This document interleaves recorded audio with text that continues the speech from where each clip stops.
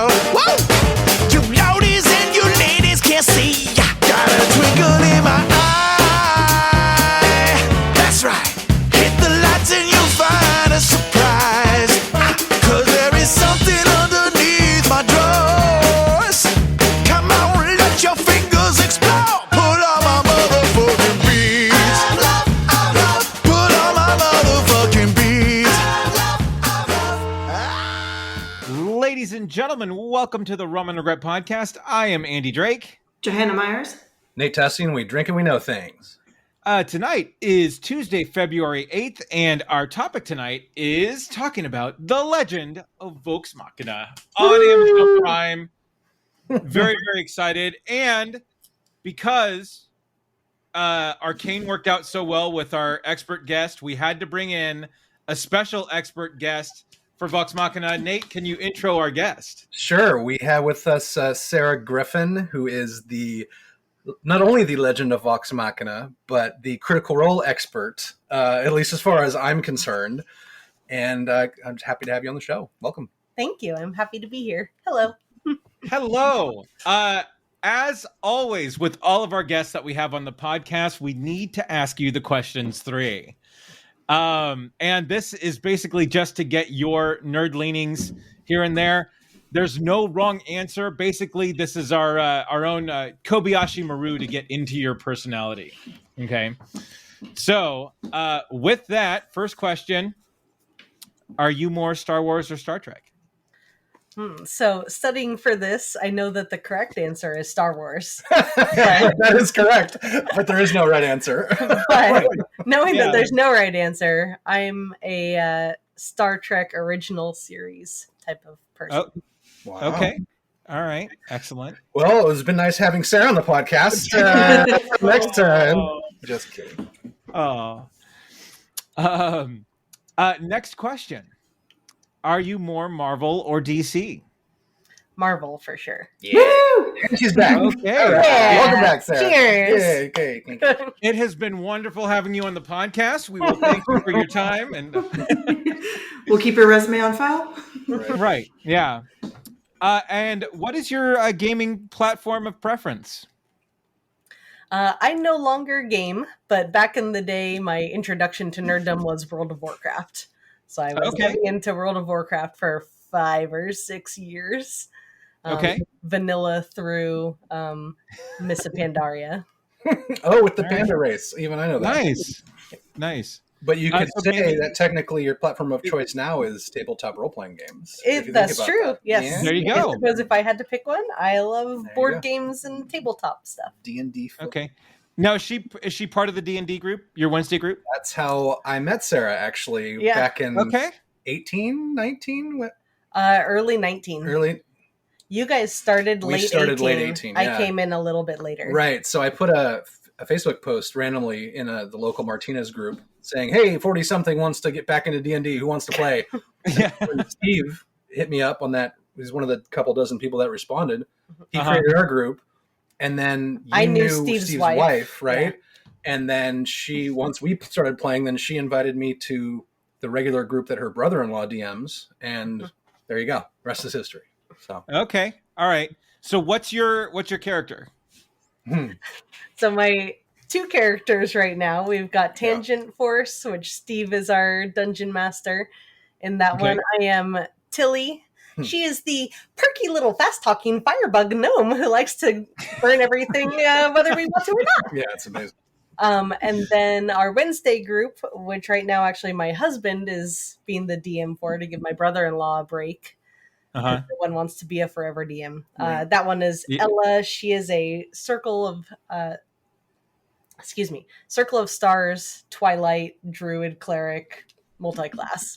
Okay. So yeah, Ella, and she's got a terrible Scottish accent. She does have a terrible Scottish accent. She's like an elderly halfling, strong halfling lady. Yeah. Right? Yeah. Not a woodcarver, I'm a witch. She's a witch, not a woodcarver. Right? Yeah. Exactly.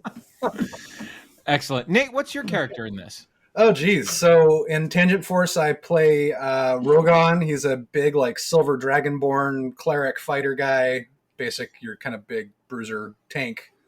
a little bit of holy thrown in there, and he gives Tilly piggyback rides. Yeah, and Tilly has like gnomish armor with a seat built into it, so she can sit. It's a very Pike grog, which I had no idea until I watched the show. So, sure, okay.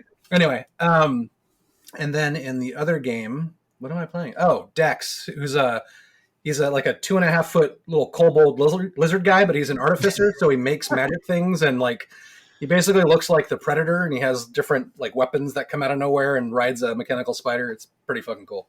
Oh, nice. Yeah. Excellent. And my 138-year-old Ella doesn't want anything to do with his newfangled technology. No, yeah, she's not into that. Yeah. Our nerd runs deep, as we always have said on the podcast. So there's our cred. Excellent. Awesome. Well, again, Sarah, it's awesome to have you here. And we're very, very stoked that you're here to educate us more in the Critical Role. But as with our podcast always, let's get through our segments and then let's jump into it. Joe, do you have a horror corner this week? I do. So I was hoping to get through all of it before this podcast, but I'm about 30 minutes shy of finishing Archive 81. Okay. Oh, wow. All right. Yeah. You're in for the big one. Okay, good. So, it's awesome. It took me a minute to get into it. I had to try watching it a couple times. But then it's kind of like halfway, you get to that halfway point. It's like, okay, now I'm like set. Yeah. No, the seance at the party, that was the part that sold me. Yeah. So, yeah. Anyway, cool.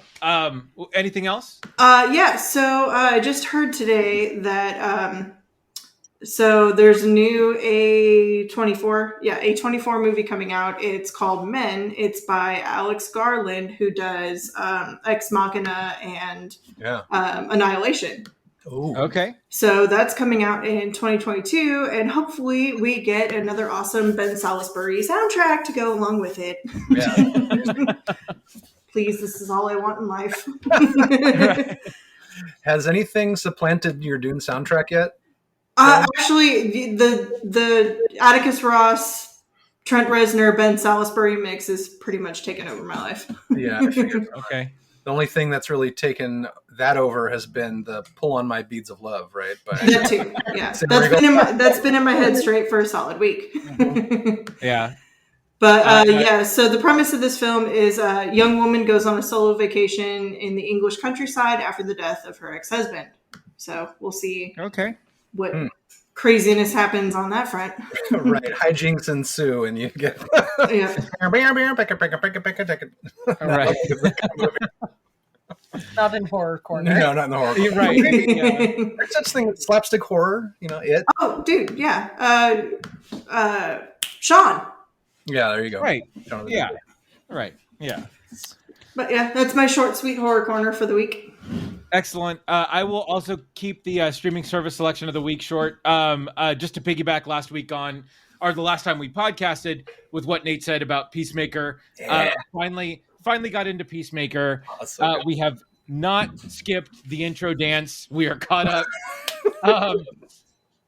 I did not expect to like this series as much as I do, and we are like totally hooked into it right now. Man, Freddie Stroma, who plays Vigilante, needs his own show. He's gonna get a spinoff for sure. Especially after this season, I guarantee it. It's so good. Yeah. Joe, have you watched this yet? I have not. Sarah, have you watched this yet? It's definitely not safe for kids. Yeah. No. It's at night when they're all asleep for sure. But yeah, this.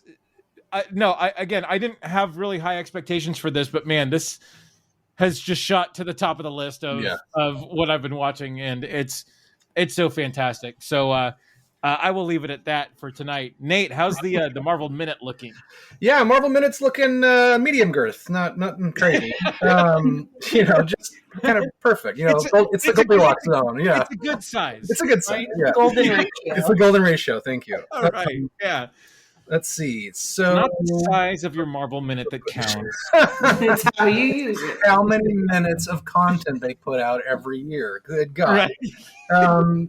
So there's a lot of Spider-Man No Way Home news. I guess we'll start with the obvious thing. They got snubbed for the Oscars and got thrown into Best Visual Effects like every Marvel movie does, with the exception of Black Panther. People are really kind of pissed off about this because they've been pushing for a lot of other stuff. I mean, you could have done the supporting actor for Willem Dafoe, Jesus, now my brain's not working. Marissa Tomei or whatever. There was a bunch of really good acting in that movie, even though it is a superhero movie. I mean, comic book movies technically normally don't get taken seriously during this time. I know, and Tom Holland absolutely acted the shit out of that movie. And God, the other Spider-Men are going on record of being not thrilled with the snub. So yeah, we'll see how that ends up. I mean, obviously, nothing's going to change there. It's up in a really tough category too, because Shang-Chi is also in that category. Dune is in that category. Free Guy is in that category. So yeah, they're probably going to lose to Dune just because Dune is Dune. I'm expecting a sweep for Dune this year. 100%. Yep. Yeah. Let's see, what else Spider-Man related? I actually had a bunch of stuff on here. Shang-Chi, we talked about that. Charlie Cox and Tom Holland have both teased crossovers, so that'll lead us into the official Marvel officially announced it's remaking Daredevil with Charlie Cox. That wasn't official last time. That is now official. And they've both kind of dropped hints about wanting to work with each other because it's a huge arc in the comics with Spider-Man and Daredevil working together. Specifically because one's in Hell's Kitchen, one's in Queens, and there's a lot of crossover there. Andrew Garfield and Tobey both talking about how they want back into the Spider-Verse in some fashion. Andrew Garfield's getting a lot of heat for potentially playing Spider-Man again in The Amazing Spider-Man 3, which never happened, which was going to happen before, but is more likely to happen now. Go ahead, Andy. No, I heard there are talks to, for lack of a better term, spin Andrew Garfield into the Sonyverse. Right. Yeah, that's where the ASM would be. The Amazing Spider-Man 3 would be a Sonyverse picture. Okay. With Venom, hopefully, and Morbius maybe, and all that. Right. Yeah. And then the day after that, Tobey Maguire did an interview with Andrew Garfield and somebody else saying that he wanted back in to play the Spider-Man character. So I mean, we might get full-blown Spider-Verse, like live-action Spider-Verse happening. Sure. And it looks like it's becoming more and more likely. Spider-Man No Way Home is at almost 1.8 billion overall, and it's about to pass Avatar for the number 3 movie ever. Wow. Which is bananas. Next two would be Avengers Endgame and then Force Awakens. As far as the ranking goes, there's no way it's going to touch either of those. Those are both like hundreds of millions ahead of it. Although I read an article today saying that China didn't get a release in China. Right. So if they had, they would have been over 2 billion at this point. Oh yeah, probably easily. the number 1 movie in the world ever. So good stuff. Those numbers are always good for more Marvel goodness. What else do we have in here? There's a Kate Bishop story that broke today that is not really news, so we're going to skip that. Something about a deleted plot point that might point to season 2, but not a big deal.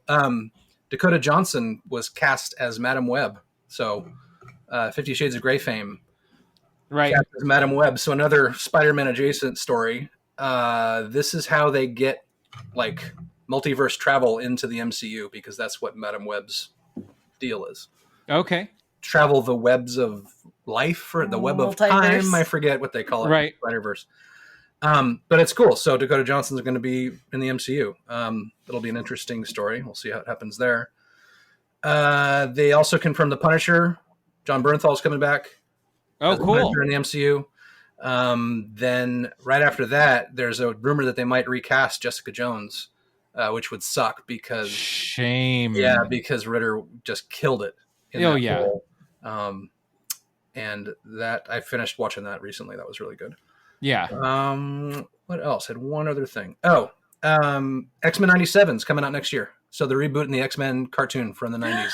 Yeah, I loved that. Yeah, it's releasing in 2023, and it's going to be 10 episodes to start, with most likely another 10 the following year. So, that'll be great. Yeah, I'm super excited. The theme song is like on constant repeat in my head.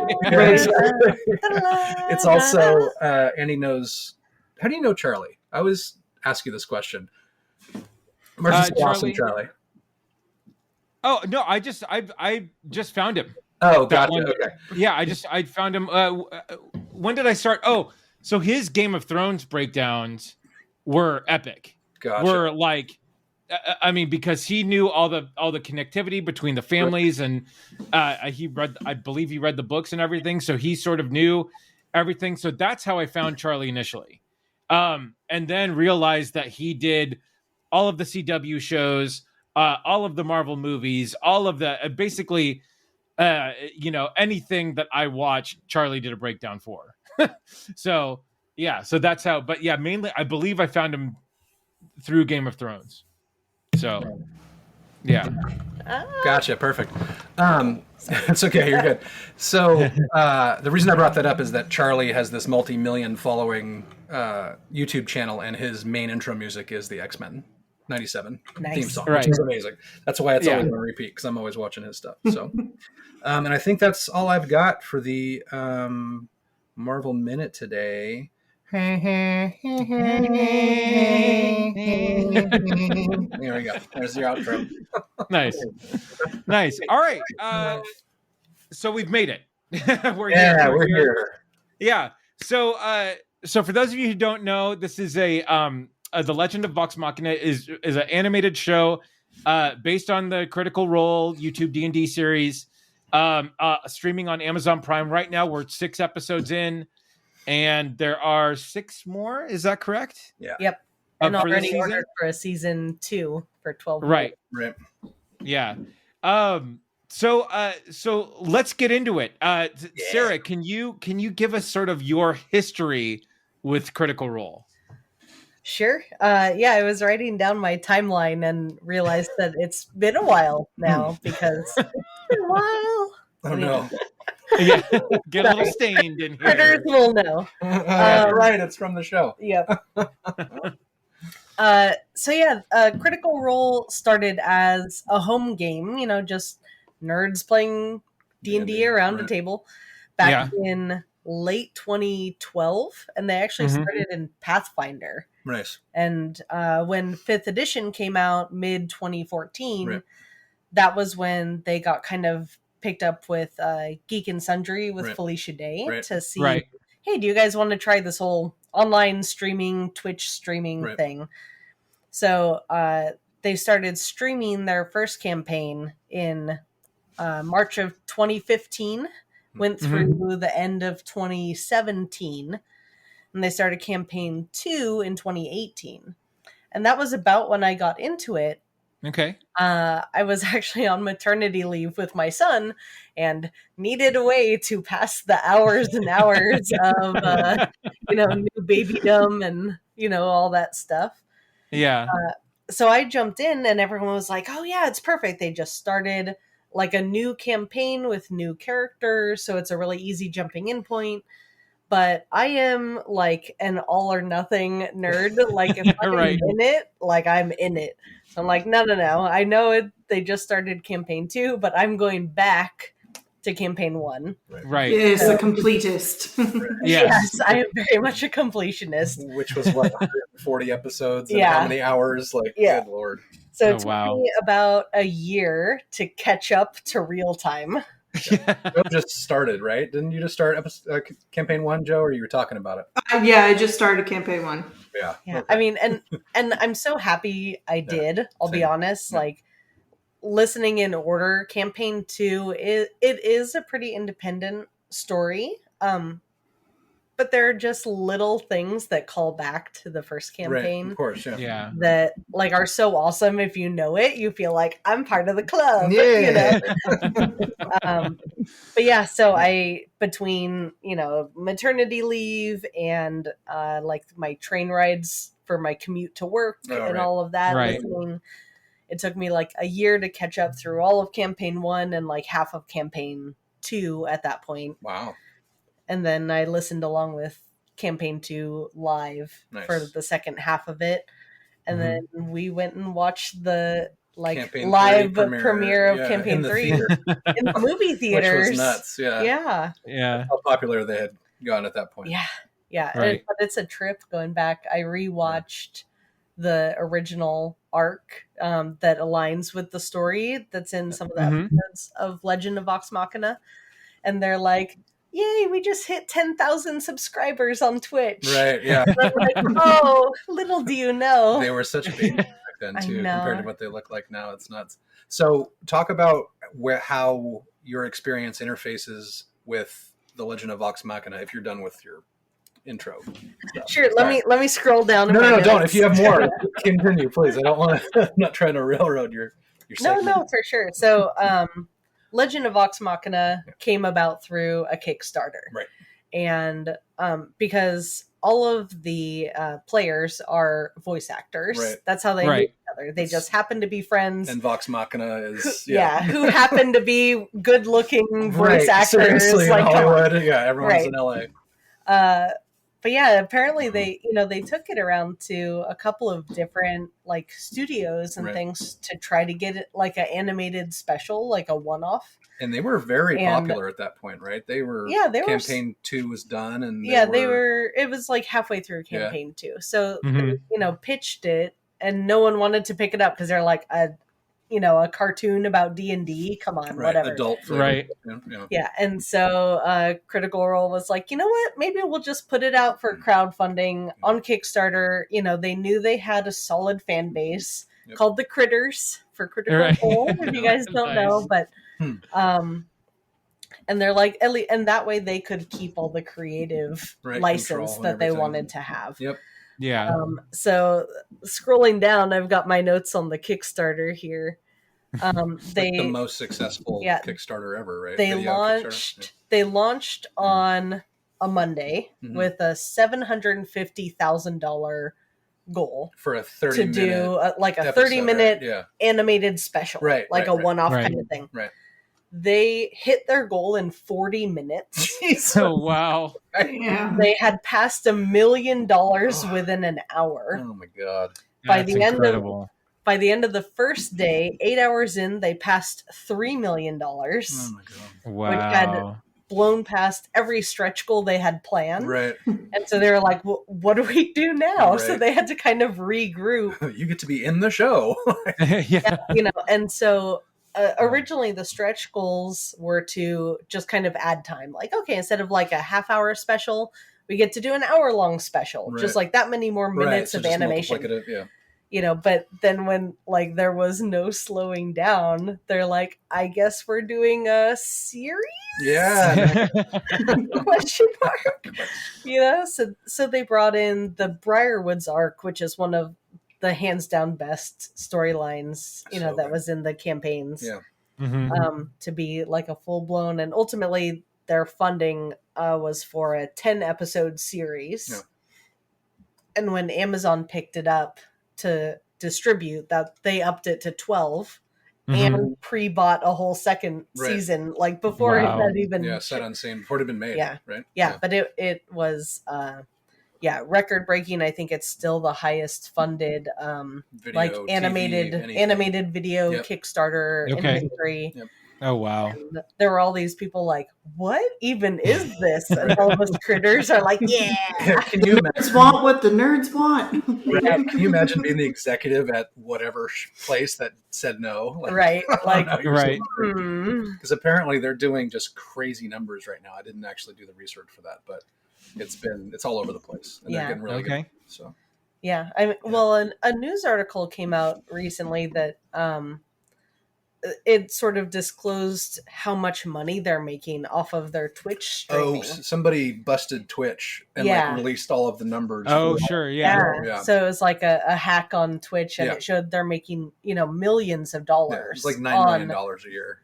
On the Twitch streaming, and that had some people kind of up in arms, like corporate sellout. I don't know, whatever you want to say. The fans are paying this. Yeah. It's not like they're they are doing commercials in their, we're sponsored by Loot Crate or whatever, but the fans are the ones paying the subscription fees and all that. Sure. So I don't, anybody that's a real fan couldn't be upset about it. Yeah. And I absolutely don't hold anything against them because, it's like, they're doing something that's awesome and they love it. And if I could get paid millions of dollars to play D&D, like sign me up. Right. Oh my God. So, but so they're doing great, and congratulations to them. And, I love the whole crew, and they've just, you can tell that they have such a great connection and friendship together. Yep. Yeah. Watching that. Yeah, it's really cool. Do you know anything about like the company now? Like Travis is the CEO, Marisha is the creative director and has been forever, right? Yeah. Like I forget exactly how that's set up. Laura Bailey's in charge of all the merch and some other stuff. Like how does that, do you know anything about that? Mostly what you just covered, you know, when they split from Geek and Sundry. Oh, that's right. They had to make their own. You know, they kind of made their own company. They're like, all right, we're gonna do our own thing. And yeah, Marisha's been creative director because they do other content besides the streaming games. Yeah. You know, but I just think it's cool that they get to have a role in their own company. Yeah. And in an interview, they said that they have regular check-ins with just like the core friend group, to make sure that the business isn't getting in the way of their friendship. Yeah, I can see that happening very easily. Yeah, it's funny because because Sarah basically got me into this whole thing. I think I'm on episode. You're welcome. Thank you. Yeah, thank you. And curses. I think I'm on episode 76 now of Campaign 1. I've been kind of streaming through it pretty hard in the last year, but it's hilarious watching Travis play Grog, who's the barbarian in the show, obviously, and then watch a recent interview where he's the CEO of Critical Role, and he is actually acting like a CEO in the interview. Yeah. Like, Jesus, that's some heavy business talk from Grog. God. Oh, man. Well, I think it's funny because even in the show, you get little snippets of that where, you know, Travis is a really good player, you know, and he's a smart guy. He's a great role player, yeah. You know, and so there are moments where, like, he has these insights of, you know, things they should be doing in the game, you know, for the goodness of their party. And they're like, oh, that was really insightful of you. And he's like, oh, what? I blacked out. Flash of insight kind of situation. Yeah. That's funny. Right on. Yeah. Cool. Thanks for all that. Yeah. So I heard that you have sort of an episode by episode breakdown. So let's talk about, well, first, I think one of probably the best, like, first 3 minutes of a show ever to get seconds. To know, like, if any 3 minutes is going to define a series, like, this was sort of like the best 3 minutes to really get you into sort of what you're in for. And I think I texted you guys of like, holy shit, this is like that. Yeah, that happened where they killed off like the what was it, Lord of the Rings people that were well, and our other Rum and Regret D&D expert, Austin, he texted me. He's like the first 3 minutes, holy crap. And that was, you know, and that was it. I mean, but that really sold it for me in terms of, okay, this is what I'm here for. Like, this is what I'm in for with the show. Having sort of the background that you do, like, how did you feel after that 3 minutes? Good question. This is after the tavern fight, right? Right, exactly. Right. Yeah, I actually, I think it captured it really well. And it really gave insight into, like, what these characters were like and how they're going to be. Like, it hit on every single kind of major character point. And so I thought it was super awesome. You know, you saw Scanlan as, you know, his philandering self. Who, you know, off doing his own business and the best songs. Like, can we get a CD? Like, I want purple vinyl. Right. Drop an album at some point. That's so. Since you brought it up, I have to interject here for just a second. So Adriana, who does Booty Mashup, does Critical Role mashups. And I will send you the link to it. Oh, nice. Send us the link. Yep. Oh, wow. Amazing. Okay. I haven't heard any of them yet because I'm like, I don't want to spoil. Oh my god. Because I'm a newbie to the whole Critical Role thing. So, but after hearing like Scanlan songs, I'm like, okay, yeah, I'm so here for. Give me a whole album. Wait till you hear the stuff in the show because he does every time. So he plays a bard in the show, and they're supposed to be inspirational with their music and all of that. So almost every time he uses his inspiration as a character, Matt goes, "All right, let's hear it." And he either has a ton of stuff planned or it's like right off the cuff. And he is so good at improv that it's just magical. Props to him. God, Sam. Jesus.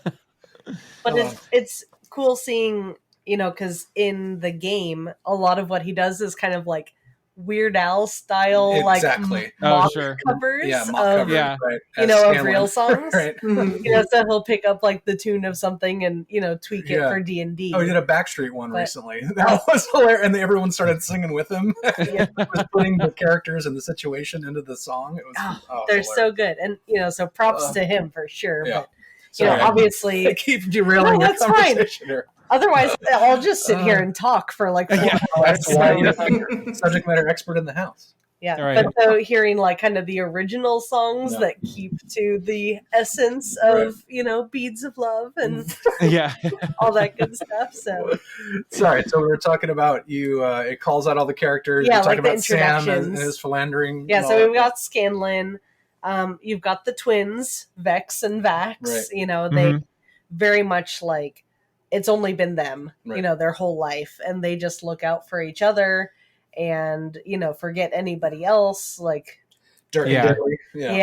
all that good stuff. Keyleth, who I'm really excited to see what they include for Keyleth's character development, because I think she had sort of the biggest character development as far as like personality and because she really blooms into like a leader for her people. Cool. And early on you see she's like super uncertain and timid and like can't hold her oh my gosh, booze. did I make it worse? Like what are we even doing? Why are we even here? Right. Like she doesn't know any of that, and she really grows into being like the hero that they end up being. That's awesome. Yeah, well, and especially the second act as a lot of that development. Well, I mean, in terms of just my limited knowledge of Critical Role, but she really leaps and bounds, especially.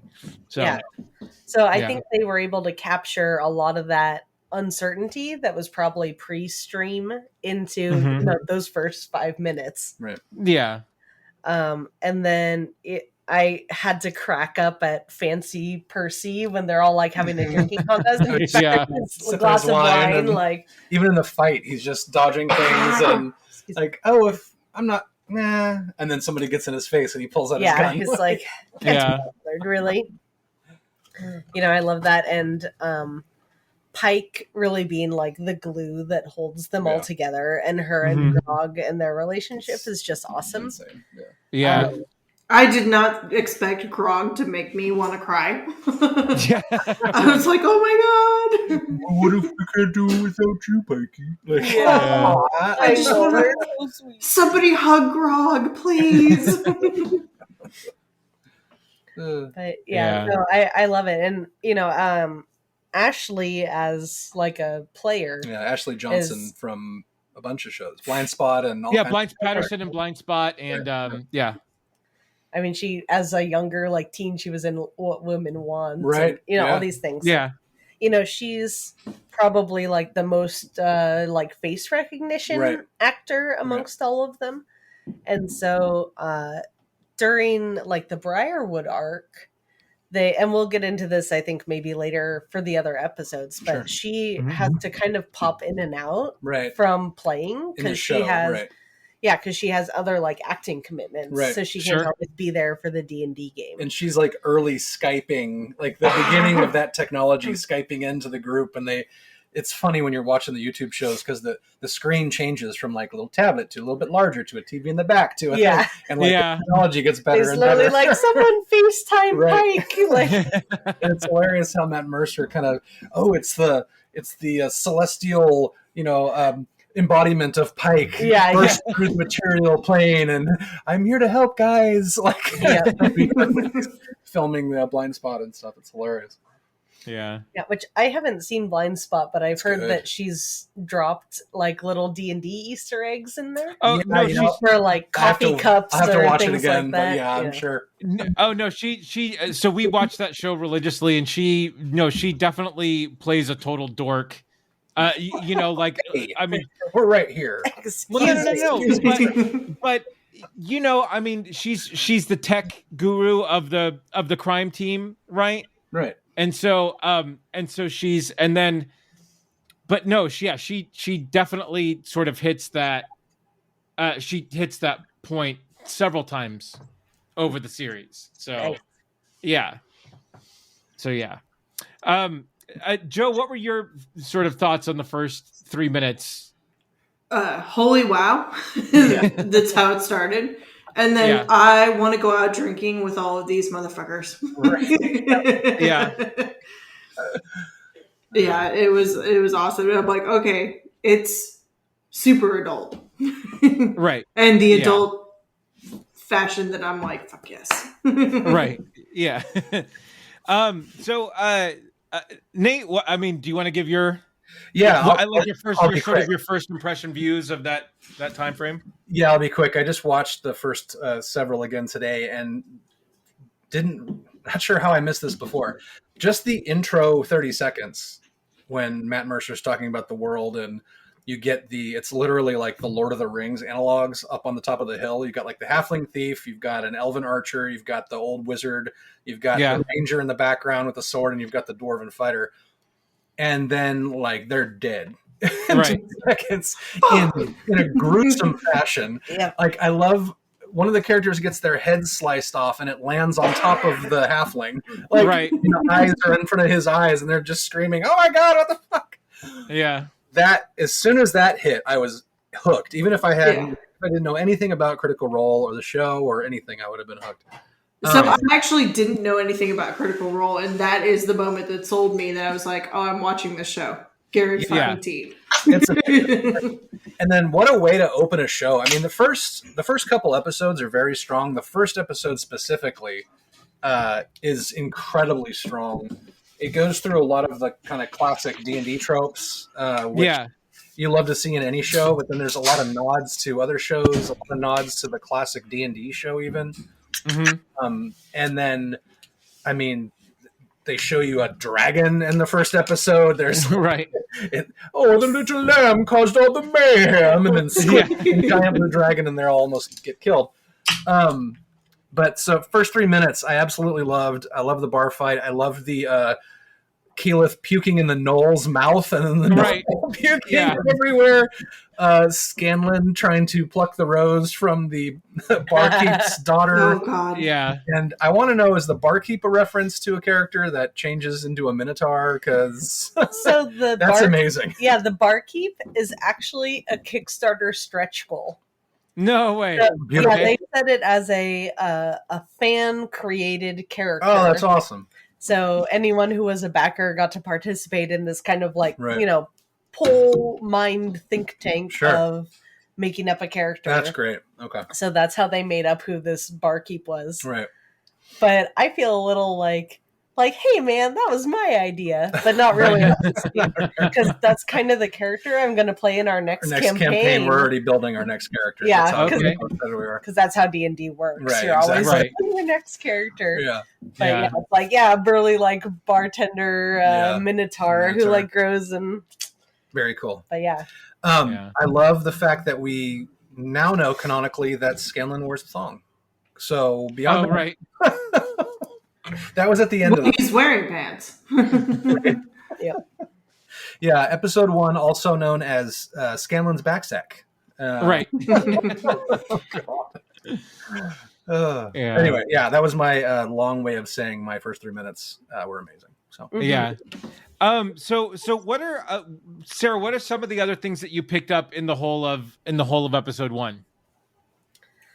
I think it introduced a lot of all the key players that we're going to see continually if they for however long they continue this on all the council members. So there's Peter and Uriel, who I love that they changed a little bit to have voice acted by Kari Payton. Oh God, I love Kari Payton so much.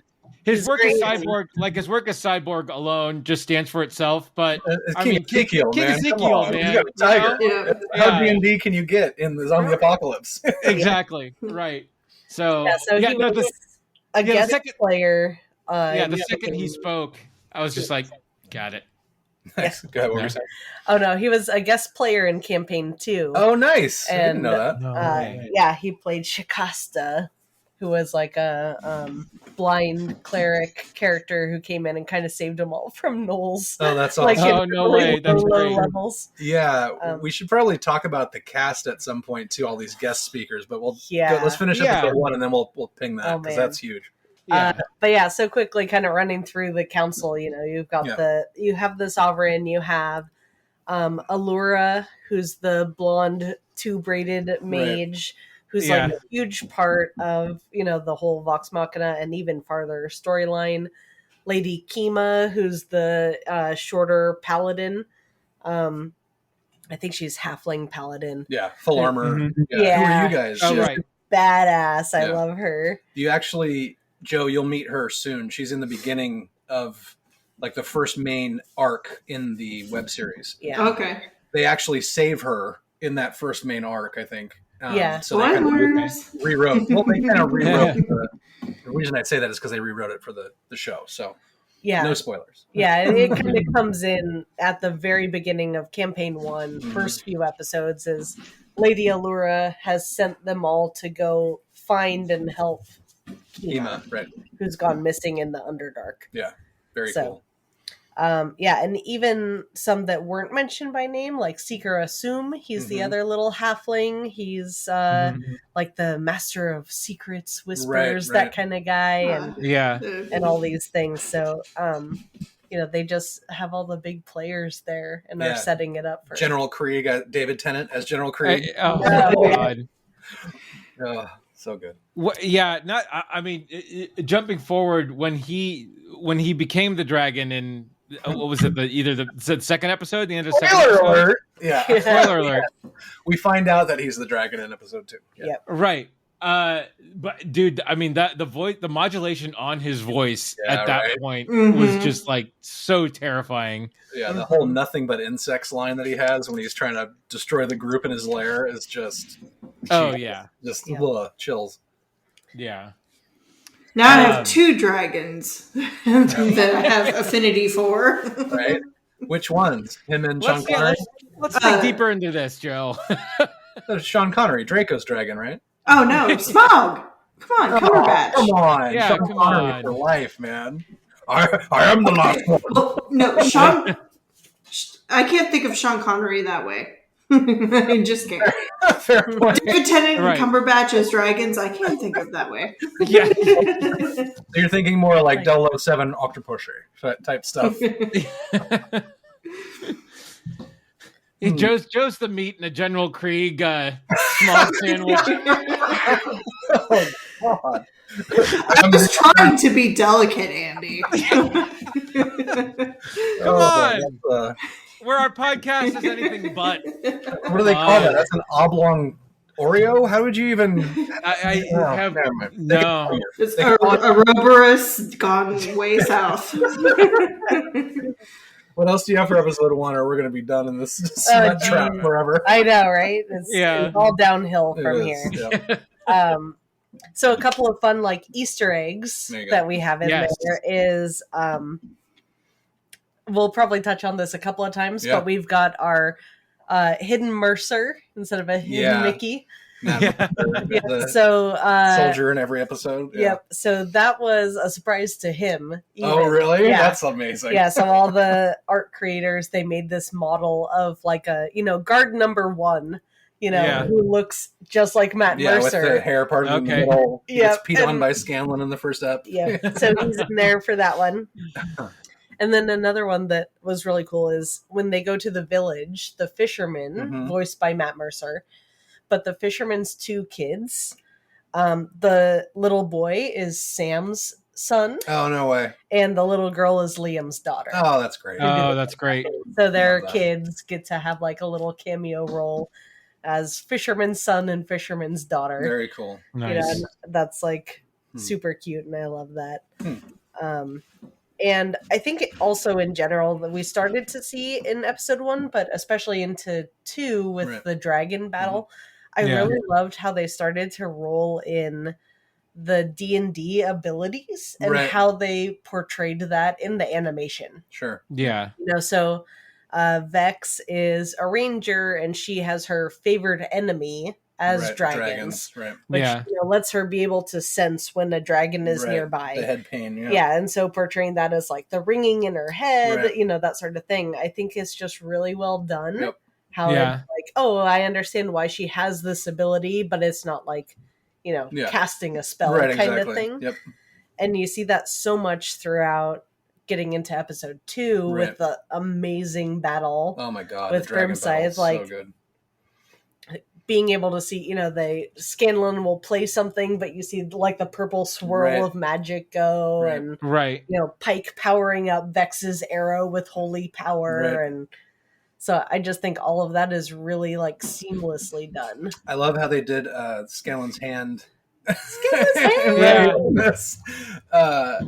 Since it's Bigaby's hand in actual D&D world, they can't use that. Which is hilarious. What else about the first episode? I think the thing that kind of took me out of it a little bit was when Scanlan's trying to get the group hired and does the whole montage of everybody, and then they cut to him with like he's rapping. Well, and I thought that was hilarious because they cut it off right away because it went to the went to the sovereign, and he was like, really? Yeah, and then he stopped, right? Get some water. I had your daughters. Oh, sorry. Yeah. So first when he kicked into that, I was just like, oh, come on, this isn't going to be one of those. And then when he cut it off right away, I was like, okay, all right, that was great. It was a good record scratch moment. Yeah. Right. Yeah. No, I love that. I love that part of it too, is that they're not, they're not the best. And the whole ragtag group of it is, they're not the people you're going to hire, but if you have the, there's no harm in letting them try if they're just going to die. Like, send them off to die. No problem. Yeah. Right. What are we going to lose? Either they do the job or they die and we don't have to pay them. Right. Exactly. And so I love how General Krieg basically got him hired because he thought they were patsies. Right. Yeah. So, and so at this point it moves to episode 2, where we get into sort of the guts of the why they were hired and the battle with the dragon, and you get to see their abilities. You get to really sort of now. I mean, if you didn't know the team before, now you get their personalities in episode 1, but now you get their abilities and sort of what they bring to the team in episode 2. Yeah, I thought it was kind of a quick turn. Sorry, before we move on. No. At the end of F1, they go from getting their asses kicked by... so first of all, I love how they showed how intelligent the dragon was. Yeah. With the exception of the fact that he just left him alive, which is the classic villain mistake. But like seeing Pike and her shield up, and then he shoots off the top of a cliff with his lightning breath instead of trying to go around it. That kind of stuff was super cool. But then Grog had the hand that he had chopped off the guy in the bar. Right. He smelled like a dead hand. Yeah.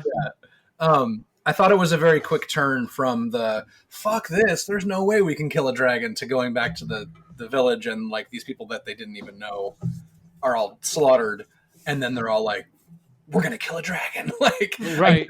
I get it. I appreciate the growth, but it was very quick. Yeah. I did like the way that they sold Vax being super bummed out with the kid and everything, and the coin and all that. Mm-hmm. And then I liked the Scanlan tuning his lute in the doorway, and Vax is like, "What the fuck are you doing?" He's like, think of something that rhymes with dead dragon. Right. Yeah. Good stuff. Yeah. Well, and I did love Vax going to the and I forget his name now, but that the shop. Oh, Grim. Oh, that's the best thing. Gilmore's Glorious Goods. Yeah. Right. Yeah. And you can buy this dragon slaying sword for 20,000 gold. Yeah. And and then he gets the vague sort of description of how to kill the dragon. Right. which ultimately pays off Right, at the end of episode 2 also. What do you have for Ep 2? I know there's a lot of Gilmore. Yeah, give us. I love Gilmore. Gilmore's the yeah. best. I mean, everybody loves Gilmore. Yeah, that was such a good.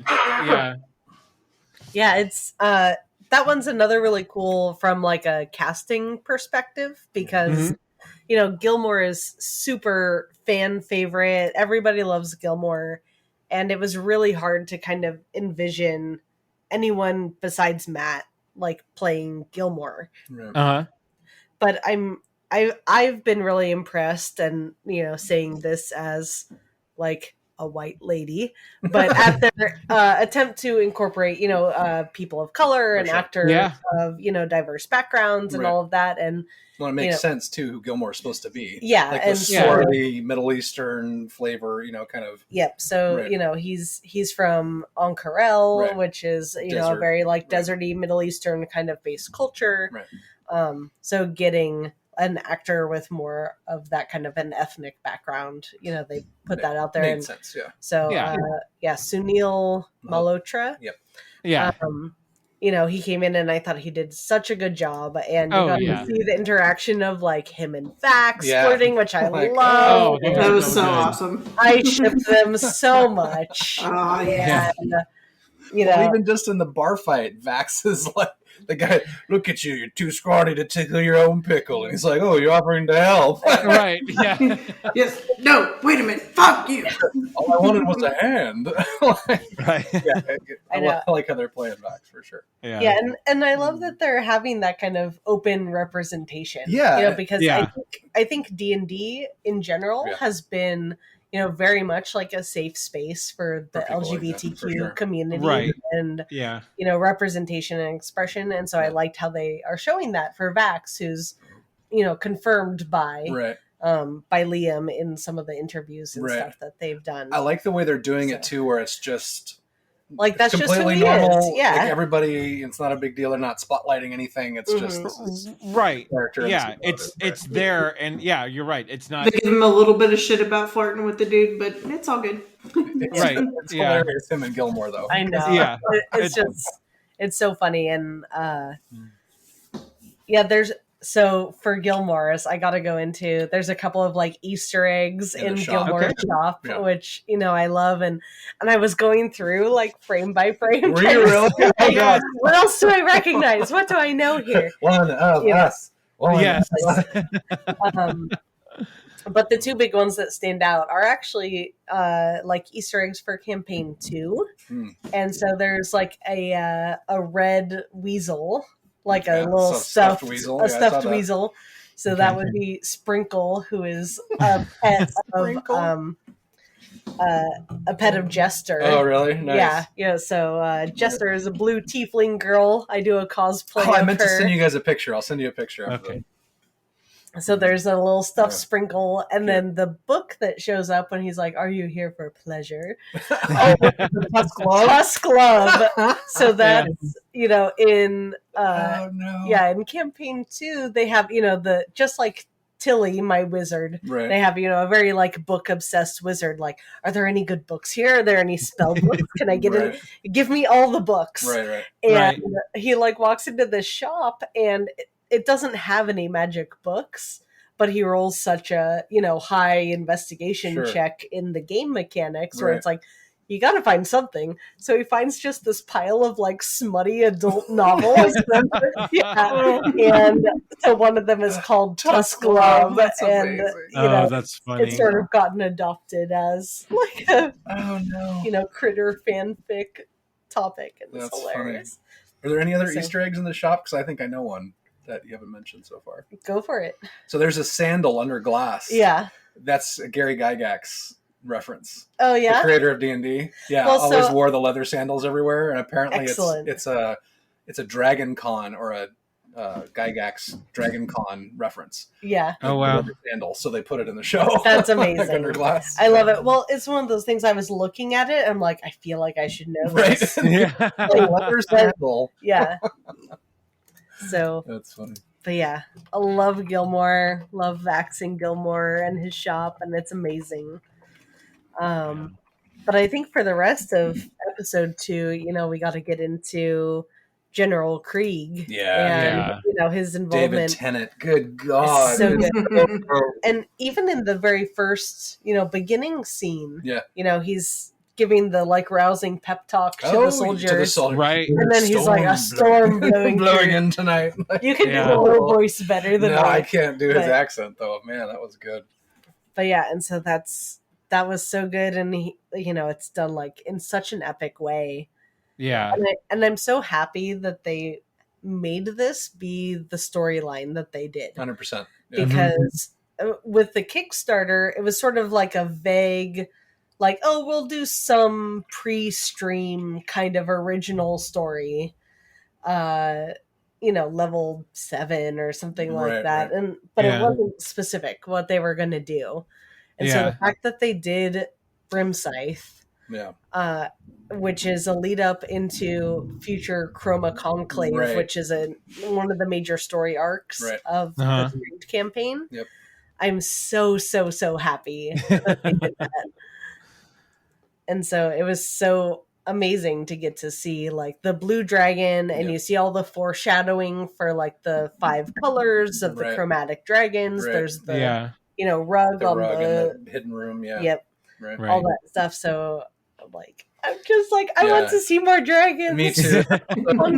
I'm super excited the way they depicted dragons in this too. I mean, God, obviously Dungeons and Dragons, it's half the deal, but I love when they get a dragon right, like Smaug in The Hobbit. Yeah, right. Or I was trying to think of another really good dragon. I mean, obviously, Dragonheart I think did a good job. Dragonheart's really good, but there was another one recently that I saw that was really good. Rain of Fire does dragons pretty well, but they're more like wyverns or wyverns. One of my favorite live action dragons was from Dragon Slayer. I know this is a bit of an older reference, but really good. That made me terrified. Yeah, I mean, just the sounds they did for that dragon. Oh God, ridiculously scary, but the sounds. Yeah. Oh, Rain of Fire was really good. Obviously, Game of Thrones. These are all wyvern style, not 4-legged deals. But sorry, my favorite dragon is always going to be Falkor. Aww. That's funny. But that's the problem though. If Falkor exists, then so does the Nothing. So we're screwed, Joe. Thanks for that. Right. That's so. But then you also get racing snails and rockbusters, right? Okay, that's true. But then, oh shit, they look like big strong. Right, exactly. But then you get the swamp and Artax dying. God damn it, Joe! Why'd you make me go down the rabbit hole? That's what I'm here for. Puff's Dragon, Pete's Dragon, Puff's a Magic Dragon. Anyway. Morla. I love the fact that they're doing dragons right. They're terrifying and can absolutely destroy everybody if they want to. The way that he killed those soldiers in the first episode, just ashing lines of people, and then I'm a lieutenant. Why? Right. Death kind of situation. Wait. And then the Godzilla just arc of the power blue fire. Yeah, and then the battle in episode 2 was just epic. We're in the dragon's lair. No shit. Everyone's this is a horde. You didn't pick that up. This seems excessive for a council member. Dude, it's a giant cavern with gold everywhere. Is this a troll? But the Arkenstone is sitting right there. Oh, God. The takedown of the dragon is so good. So incredibly good. There's a major nod to the original D&D cartoon in that when Pike powers up Vex's bow, that arrow looks just like the arrow that comes out of the archer from D&D. Yeah, it's super cool. Oh, wow. Deep cut. Yeah. That's one of those things where I remember watching it as a kid before I knew really what it was. It was just kind of another cartoon, as a kid. And then growing up, I saw, the episodes or whatever again, some of the trailers and things. I was like, oh, this is buried deep in my subconscious. Like, Manchurian Candidate situation. Yeah. Like, oh wait, I'm a little nice. Ding. Like, wait, I know this. What else did you have from 2 besides that? Because the battle at the end is pretty epic. I mean, I wrote down, whole dragon fight, so epic, blah blah blah. Oh, Doors, the arch nemesis. Right. Yeah. We get that paid off several times, right? Like they can't get through a door, and then my god, that was my toothpick. Right. Yeah. So that door was cursed. Yeah. Right. But anyone who plays D&D knows that doors are the worst. Oh my god! It's like it's just a door, but you're depending on dice rolls, so it's like I try to kick it in. Nope, you're too weak. I try to pick. Nope. We have a thief character in our current campaign who he has a proclivity for removing doors by their hinges everywhere he goes. Like that's so funny. He's like, I just take the door off the hinge. We're like, what? Why? And then 10 minutes later, we're running for our lives through like open hallways. We're like, oh, cool. That worked out. All right, we're good. So that takedown, so the whole dragon fight at the end, obviously, is just the reveal too. I mean, you pretty much saw it coming. I think you could see it coming in Ep1, but everyone's thinking it's the slimy, like dark-skinned or the blue-skinned elf that's the bad guy, right? Right. Daddy was like, Dad, I got an idea. Like, what's your idea? The blue guy, he's the bad guy. Yeah. He's the dragon. Like, yeah, it's a great idea. Like knowing what was going to happen. And then when the general did the whole shapeshift thing, which was an amazing scene in itself, she freaked out. It was great. Oh, yeah. But I love the way the dragon kind of used the lair. As soon as it shape changed back into a dragon, like was up in the air and then wrapped its tail around the stalactite and was just up there shooting out his fire breath or lightning breath. Yeah. And I kind of loved how the beginning of it, especially Scanlan's like, we don't act together. We fuck shit up, like we play by the skin of our pants kind of thing. Skin of our pants. That's right. Skin of our pants. Skin of our pants and the sweat of our balls. Wait. Sorry. I think there needs to be a hidden Scanlan Ball reference in every episode because I tried to I edited the show very well for my daughter, forgetting about that one scene. You get Scanlan's back sack. So now it's just in my head. But yeah, like you were saying, the takedown at the end was amazing. Good. The music, the pacing, it was done really well. And initially I was like, man, there's no way they take out a blue dragon that easily. What's going on here? But I was like, oh, that's pretty fucking cool. Come on, that's really cool. Always go for the throat. Apparently. Yeah. In Riva's meat. Yep. Right. And then Scanlan's run for the portal with the money at the end. Oh, God. And the troll dick. Right. Yeah. Which was actually in their bag of holding forever and ever and ever ago. That was a callback from the show, yeah. But so Vex actually got a big hunk of money. Yeah. Right? Yeah. You saw him pushing a bunch of stuff in the bag of holding at the very beginning, too. Yeah. Grog was rage looting. So, when they've done descriptions of their home game of these scenes and all that, Grog goes into a rage to loot even faster. Scooping into their bag of holding and all that sort of stuff. That was another thing. I liked how they showed his rage mechanic. Because I would like to rage is a thing that he says over and over in the show, in the web series. Yeah. How they actually did it in the cartoon where he basically hulks out and then just... Well, and you get the instrumentals over top. Yeah. So they have, this overall score. Right. And then when, it's focused on Grog, it adds in these heavy metal elements. And Percy has these very refined violin sort of things. And... so I love how they kind of layer that over top to give each character their sound theme. Right. That's very Star Wars in that every character in Star Wars, every major character had a theme. Yeah. Yeah. Cool. Yeah. So, it's all good. Yeah. How does episode 2 end now? So episode 2 ends it ends with them in the hall getting their keep from Grayskull. From the Grayskull. right. In the show, in the web series, it's Grayskull Keep. Obviously, they can't do that. They might be able to do it if they use the word keep with it. But yeah, and then teasing the feast for the next. We're gonna have a grand they feast with all of the Firewoods. yeah. In the carriage. The carriage coming to town. Right. Yeah. Oh man. God, yeah, that was the end of episode 2. Was the carriage scene with the Briarwoods, right? There's people coming from all over for the. I expect. Oh, it's Lady Laura, right? Yeah, talking about like I expect you to.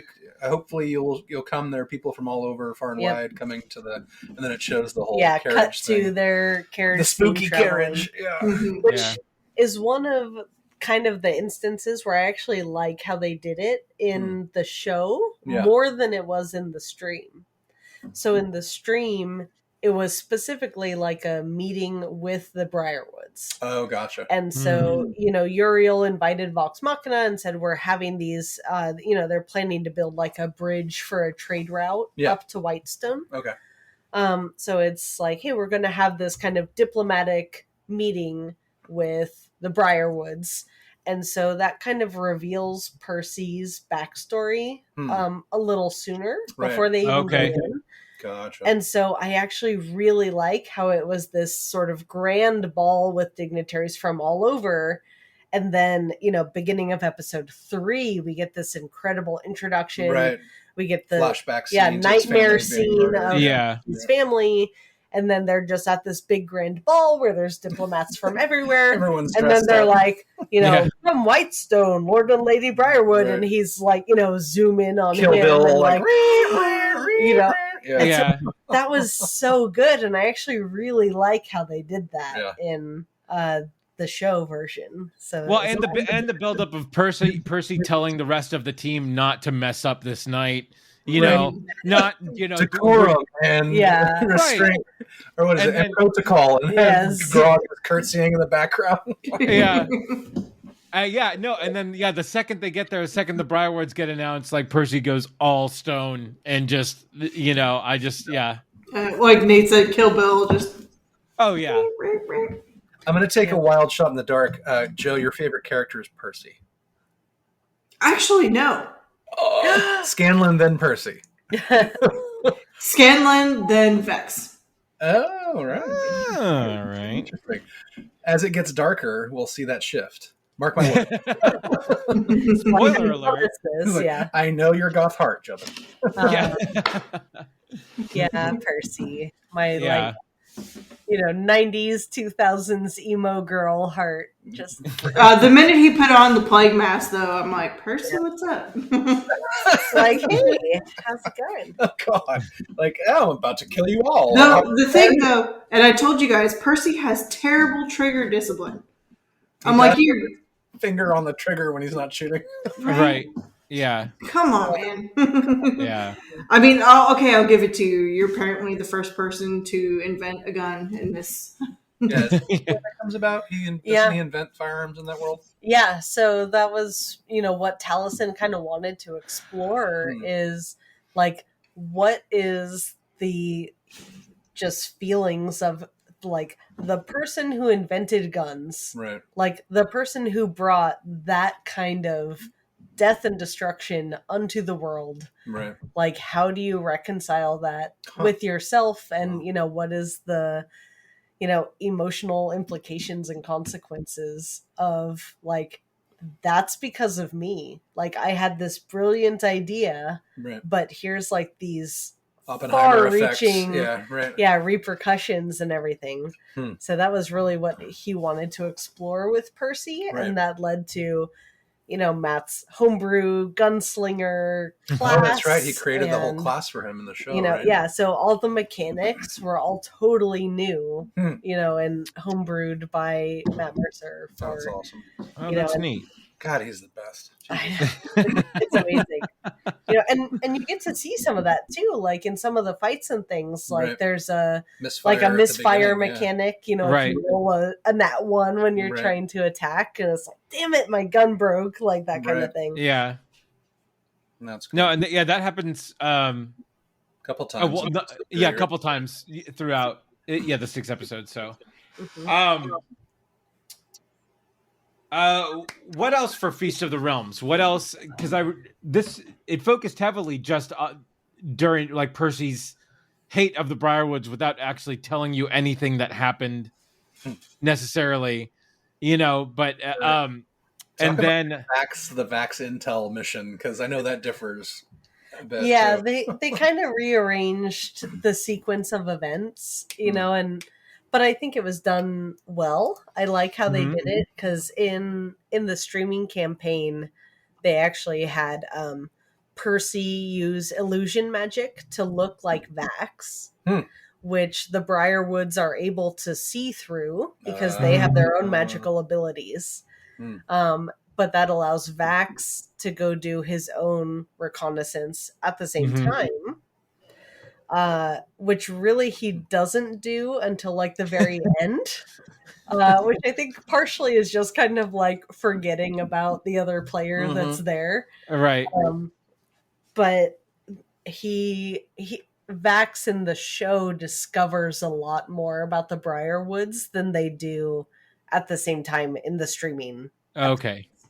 So basically in the stream, Vax sneaks into their room, gets caught, and jumps out the window. Okay.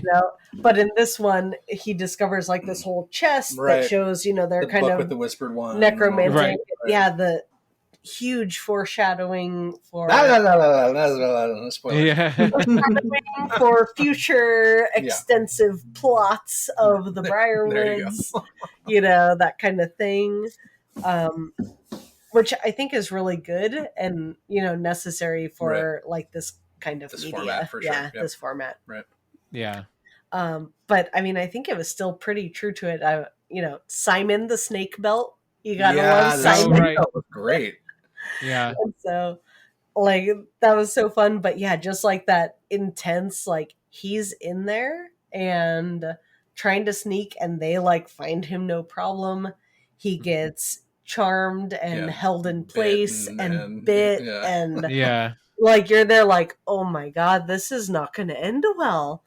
And, like jumps out the window, and in D&D game terms, he goes unconscious and is doing his death saving throws as a character. Okay. Oh, right. And that's when in the show Pike comes down and heals him to get him back up. Oh, right, in the actual Vox Machina show, in the Legend show, right? Yeah, so show and stream is a better way to do it. I think the way you were referring to it. No, you're right. You did it the right way. I kept going back and forth between YouTube and whatever. Yeah. I like when Vax calls her Pickle. Yeah. Because that happens in the stream a lot, right? She has a bunch of nicknames. Yeah. I had him right where I wanted him. It's fun. But yeah, Pike is actually in the stream. She's not there because that's when Ashley Johnson is starting Blind Spot. And so she has left and gone to a temple in Vasselheim, which is one of the ancient cities, to restore a temple of Sarenrae, which is her deity, Everlight. Do we kind of get that? We get that in the next episode, right? Yeah, the Briarwoods Shadow so you kind of get. They set it up for her to not be there, but in the stream, she hasn't been there this whole time. Gotcha. Okay. Yeah. So this is that point where we get the obviously the attack with the spirits in the room, right? Oh wait, no, that's the next episode. That is the next you get the fight. The fight with the Briarwoods is that end of. Oh right, okay, because they get arrested afterwards, right? And that's that's and they get put under house arrest, right? Yeah, but they're interposing the fight with Scanlan saying, "Pulling my beads of love back and forth between them." Pull on my motherfucking beads. Oh my god! Channeling Chef from South Park. It's the best thing ever. But that fight was awesome, and they show the sword, Craven Edge. God, it's growing as it's absorbing blood. Like, oh my god, right. It's so bad. Did I just make it worse? Yeah, right. Oh yeah, we forgot to talk about Keyleth hitting a blue dragon with lightning. Come on, yeah, stupid. Did I just make it worse? My bad. Hey, everyone's got to learn. Supercharging Iron Man over there. Yeah. But, that's funny. Yeah, when they, he's not able to call for help or anything like that. And then at the very end, by the way, they're in the stream, their safe word is Jenga. Jenga, right. And obviously they can't say that. So Chenga. Chenga. That's funny. But yeah, because in the stream, the characters all have magically enchanted earrings that can do the like message cantrip effectively, so that they can kind of which is where I got that inspiration we have in Tangent Force. Gotcha. The same earrings. No, there you go. But yeah, so he's finally able to use that. And in the show, they just show as Vex having her twin sense. Ah, you did it. Oh no! So that's a whole thing. Like a shot thing. No, that's the whole thing that happens in the series quite a bit. Is Vex and Vax get mixed up by people in the stream all the time. Yeah. I'm Vax. He's she's Vex. Yeah. Inland does that in the introduction song. I can't remember which was which. Right. Yeah. Exactly. He's Vax. She's Vex. Yeah. And they have T-shirts like I'm a stupid T-shirts. Like he's Vax. She's Vex T-shirts. It's all good. Oh, that's great. Then the ending of episode 3 with all that with Percy, going full dark and shooting off. The coach boy's hand. Yeah, like shooting the fingers off his hand, and your soul is forfeit. Right. The dark smoke in the mask and everything. Which is, I mean, really, that's kind of rolling different events that happened across multiple episodes in the stream. Okay. For one event, but, they did it in a way that really makes sense. Yep. Yeah. But yeah, that's where we really start to see Dark Percy, which is awesome. Right. And then get arrested at the end. Well, wait. So Lord Briarwood's about to kill Pike, basically. Yeah. And Keyleth does the whole Wall of Thorns situation to separate them. That's right. They flee. And then Uriel comes out and arrest Vox Machina. And Percy gets all aggro of I had them, but you got in the way. Yeah, he does go off. I like the and Scanlan comes out covered in cake. Right. They love me. His pelvic sorcery, and it's just everyone got arrested. Fuck. Yeah. It's a hard cut to black or fade to black kind of thing. Yeah. Good stuff. So the next episode, then Shadow at the Gates. Yeah, they're stuck. Dark, real quick. Right. They're stuck in the house. They're stuck in their house, and then we get. This is where we get the fight with the sort of the dark, right? The little specter thing. And this was a little bit, yeah. The Briarwoods. Yeah. It opens up with the Briarwoods in their coach or carriage going back, and she's ripping through the chest of drawers. That's the wrong thing. Right. She's ripping through the chest, and oh my god, they've got our book. And he goes, "Relax, you have a way of getting it, right?" And so he pulls her to a graveyard. "Oh, you take me to the nicest places." Yeah. And she basically animates dead in the most awesome way ever. And then smash cut to the guards dying in the worst horror movie. Draining them into the wall, which are. I mean, rewatching it, the characters in the stream, those creatures, it's okay, they're invisible and, you can't really hit them and whatever. But the way they animated so it good. is, through the walls and through them, and they're all dripping the black ichor. Right, with the, out of their eyeballs and their mouth and their nose and everything. And oh, God. Yeah. What's going on? The bear is scared. Everyone's getting destroyed outside. What's going on, Trinket? There's nobody out here. And he gets a claw in the back of the head, lifts it up into a tree. Oh, no. Yeah. What were you saying, Annie, though? The fight inside the place is just amazing. Well, no, I just thought this was done incredibly well for someone who hasn't absorbed a lot of D&D, but my fair share of sort of fantasy warfare. I mean, I just thought that this was done in such a really, really great and terrifying way, as we said. But yeah, and then the sort of the thought process to figure out how to kill these. I love how that came about as well. where, and I love that it was, and that initially I forget they were walking through some place and they were trying to get Kalith to do her little sun magic. Yeah, they were in the hidden, like the back hidden passages of the keep, getting ready to escape, and Pike doesn't have her powers, so she's trying to play it off to Keyleth, like, can you give us some sunlight or some daylight? And then Keyleth can't get it to happen, and then there's another thing that smash cuts to Percy's workshop where he's putting together bad news, which you'll see later, and they're talking back and forth about how she doesn't feel like she's worthy, and a bunch of so much weight on her shoulders, that kind of thing, and then that foreshadows that fight at the end. You are worthy. Yeah. Percival's getting just drained of life and goes, "Now's the time." Yeah. And like that for me, that when Keyleth gets like the black shit on her and like gets pulled up on the wall, like I literally gasped. I'm like, no. Total horror corner for Joe. Is like, yes, right. No, don't hurt Keyleth. She's pure. Addie wants me to 3D print her setup now. I'm sure. Nice. And everything. Yeah, it's gonna be nuts. Yeah. And then the reveal when Kalith finally does figure out her sun magic, where they just go back and they show the window of the keep. Oh, the light just coming through. The sunlight, blast through it. Yes. Right. And then at that point they're able to effectively kill the evil sprites that have come through here. Yeah, the curb stomping of the wraiths or whatever. Yeah, right. That view of Percy. Percy's going, oh my god, American History X on that guy. That was not good. The top half of the head off. Yep.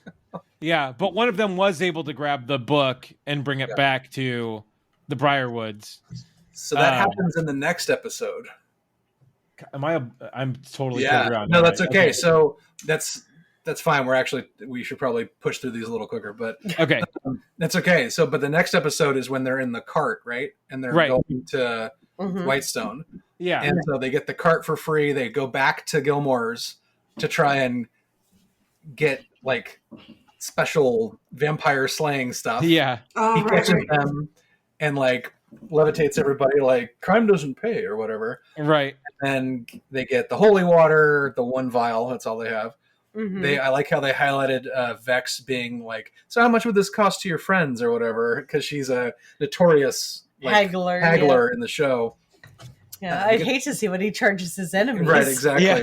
Right. So they're going through the forest, and Keyleth is like, oh, this reminds me of home or whatever. And then you can see like her and Vax starting to develop a thing. Right. In the first episode, they got out of that. Yeah. And then you have the devil dogs or whatever they're called. Oh, man. And that's the devil dog fight. That's when one of them, they go over the cliff. That's right. And then the thing, only like half a dog. It pulls the front half of itself off the stalagmite. And then that was amazing. Yeah. As a horror fan, I was like, dude, I'm sold on that dog. That whole series, I love the beginning of that too, where Keyleth's like, "Oh, puppers, are you hurt?" And then it's just blood everywhere. They're like, "No, that's the pupper. You need to get the fuck away from." The bifurcated jaw, like the Reapers in Blade 2. It's like, yes, give me the devil dogs. Yeah.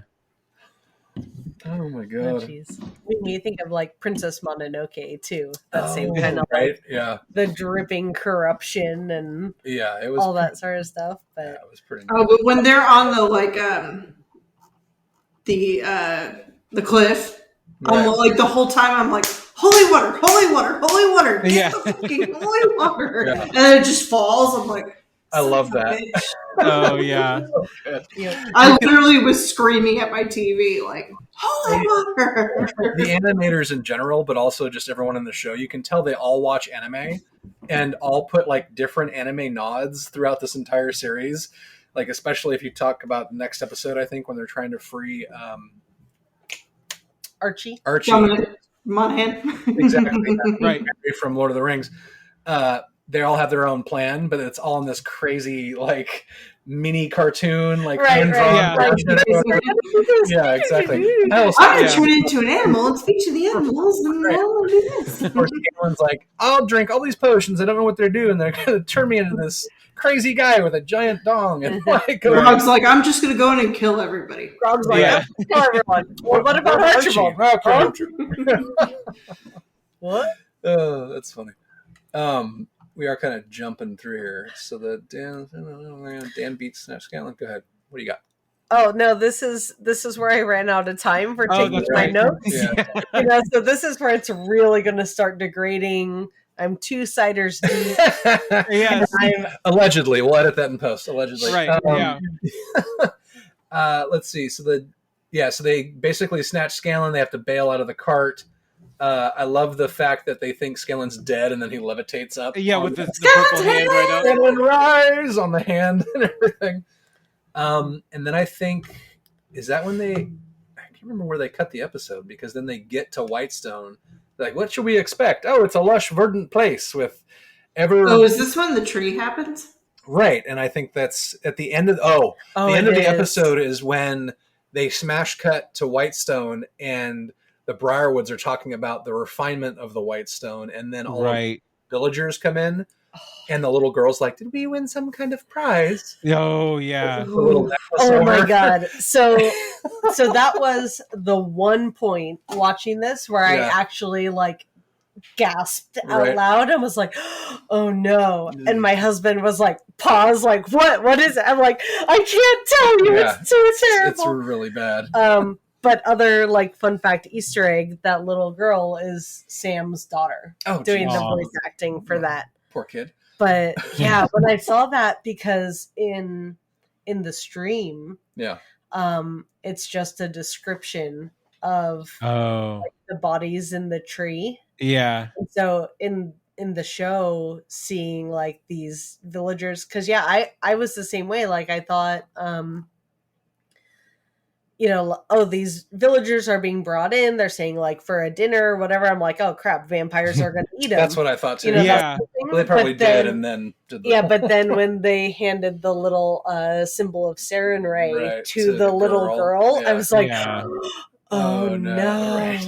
Well, that's how that episode ends. Is they finally get into town, and then you see Percy turn and look, and he's just like, oh my god! And then it pans out. And that's when Keyleth is like, "Is that us?" Yeah, well, it shows all of them, and she goes, "It's us," and it goes to black, and then you hear her say, "It's us," and then that's the end of Ep 5. Oh man, which I mean that like even watching the stream is one of the most like critical moments ever.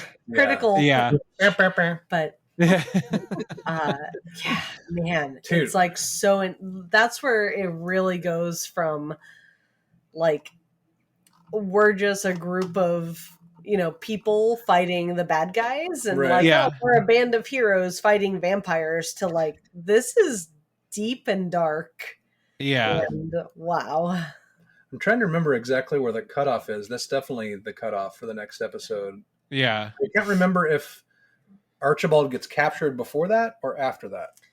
After that, because it's the beginning of episode 6, I think, where it opens up with the giants coming in. Right, get out of the street, get out of the street. Kind of we sort of see the resistance in Whitestone starting to, form and meet. Yeah, that lady was commenting on the buttons on his. She's like, "Get out of the street," and then he pulls to the side, and she's looking at the buttons on his coat or whatever. So. In the stream on their path to Whitestone, like the journey up there, they're traveling through the mountains, which are all like this white marble, which is where Whitestone gets its name from. But they come across a stone giant's fortress, and it's totally abandoned with blood splatters and all of that, but no bodies. Oh, right. That's where the giants came from. Yeah, so they're like, what happened here? And then they arrive in Whitestone, and there's the undead zombie giants patrolling, and they're like, oh, that's what happened to the giants. Like, oh no. Brutal. Yeah. But Yeah, and Keeper Yenin is recast and voiced by Zoe from Firefly. Yeah, that was so amazing. The minute I heard her voice, I'm like, heck yeah! I love her so much. This is basically the capture of Archie and the subsequent prison break of Archie. It's basically this whole episode. Right. With another encounter with doors. Right. Another door issue. That door was cursed. Yep. Right. It must be cursed. Yeah. I can't unlock it. Oh, no spent magic. a lot of time on that door too. That was not. Are you covered in piss? Picked it up. I mean, in real life, you can easily spend like 30 to 45 minutes on a door, and it's awful. And it's so funny. That's crazy. Well, then, so they play go D&D. It's I love the window bit though. It's like, I'm gonna try the window. I fell out the window. That's funny. So basically, Captain Stonefell, who's the army leader and advisor to the Briarwoods, captures Archibald, who's the leader of the revolution, right? Yeah. And then Vox Machina manages to stay out of sight. Stonefell tortures Archibald. Stonefell and the Duke, holy shit. The Duke walks in, another blue-skinned giant type guy with the big pauldrons and everything, gauntlets going on. Oh, yeah. Ear off. And then cracks him into the wall so hard that he passes out. There's that torture scene was pretty intense.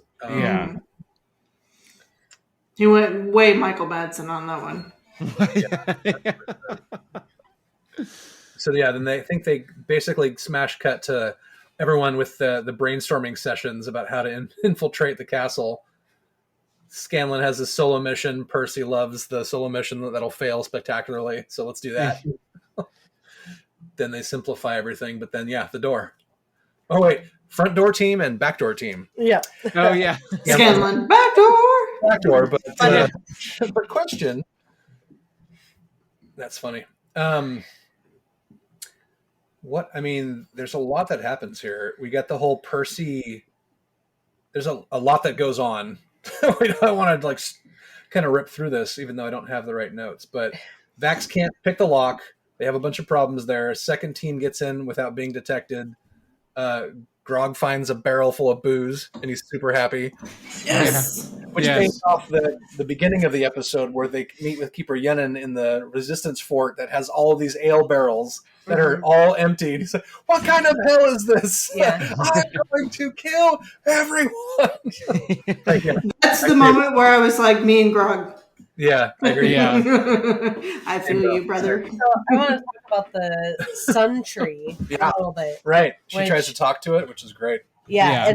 And like in the stream, it's even more kind of heartbreaking of, there's this tree that it's not native to the area. Right. It's effectively sort of magically sprouted, and this, ancient, history of where the civilization sprung from. Right. And it's this tree in the center of the town square. And that was what sort of blessed the lands with... which is why it was always blooming, right? Because it was always blooming. It blessed the lands, with bounty and agriculture and all of that. Right. And, they come over the hill or around the bend or whatever, and, the land is desolate and dark. The tree is dead. And the tree is dead. And, Keyleth, as a druid... when they go down into that wine cellar, she actually burrows underneath and touches the roots of the sun tree, which they show a little bit, kind of the roots growing into the cellar. Yeah. And so she talks to it and nothing. No response. Right. Like, this tree is dead. And Keyleth does multiple 8-hour-long intense druid rituals to try to revive the plant growth. Right. Just to try to get the tiniest little inklings of, a little bit of life that's still in there. And so that's this long, and so I'm excited to see how they kind of show that developing in here.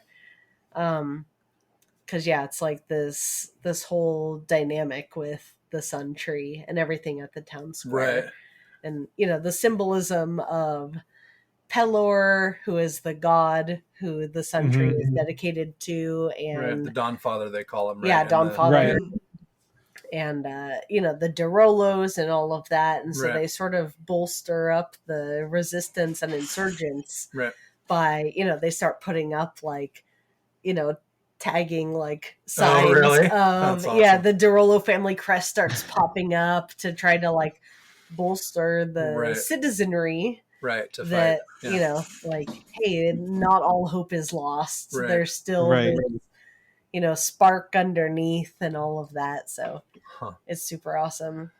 Yeah, that's cool. I'm really excited to see how they pay that off. I mean, what I'm also really excited for is to see how they pay off the barrel engraving that Percy has.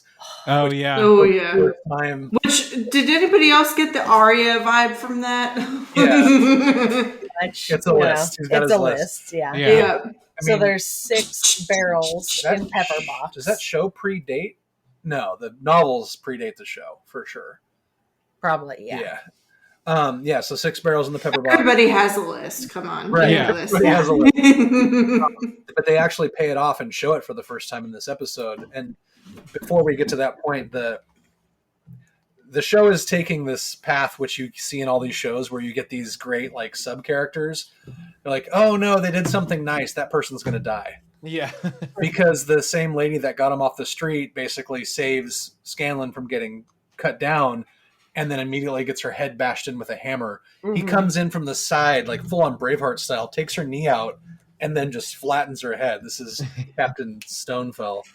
And he is just a ghoul. Like, is he supposed to be a Durgar, like a dark dwarf or something like that? I can't remember what he is in the actual I don't remember either. Because he is gnarly, like no ears. What's going on with that guy? But then we get like this whole prison break scene where everyone's fighting back and forth. You get the whole everyone, like tons of people die, but tons of people are actually, all of the resistance fighters come in and add to basically what Vex and everybody is doing. And then they're victorious somehow with Grog being forced to throw his barrel of booze. Right. And Vex, I love Vex with the flaming arrow and the way they animated it with the curve of the arrow, like out of frame and back into frame. Oh yeah, that was cool. Yeah. And then you get the whole Percy sees Stonefell and runs off from the group to basically get his revenge. And that whole thing was, I love the way they did that. And especially the line that he said, you were, what was the line? It was something about, you were the one I was looking forward to the least or something like that. And then you see the whole barrel light up and then he's got the mask on and the smoke and cat shoots off the weapon first and then just takes him out. Like, so good. Then he points, and then you get he gets back to the group and they're like, what the fuck? He points the gun at Vax. Right, Vax came to go get him and he kills Stonefell and then hears Vax and turns and points the gun at him and they get into it. Well, you start to see that vengeance side of Percy taking over, where it's like completely blinder, single focused. Well, eyes literally with scratching like the names off the list, and that's all that matters. Yeah. And I hope they show the rest of it in future seasons, episodes, etc. Yeah, they have to pay off the whole Briarwood arc, I think, in this first. Yeah, season. but the Briarwood arc is right. That's true. Pause.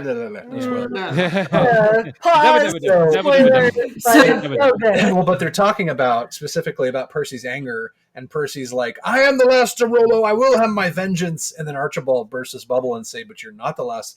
You're not the last Derolo." I can't do the fucking accent. Right.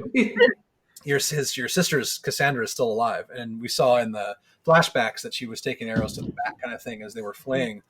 But apparently, she survives, and then it pans back. And you see Lady Briarwood with her and the teacher, like the professor or whatever. I forget his name. God,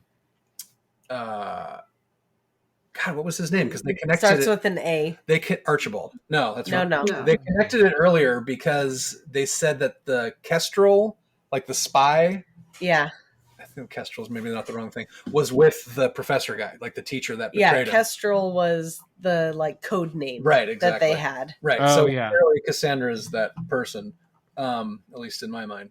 But then, so that's the thing. They basically pull out and see her in the window. Well, and Lady Briarwood says, like, I know you've seen your brother, you know your brother's here. This changes nothing. Changes nothing. Yeah. And then that's like, oh my God. Not tomorrow. It's Tuesday. Shit. Thursday at 4 p.m. We'll get more. Yeah. Yep. Yep. So, now that we've sort of.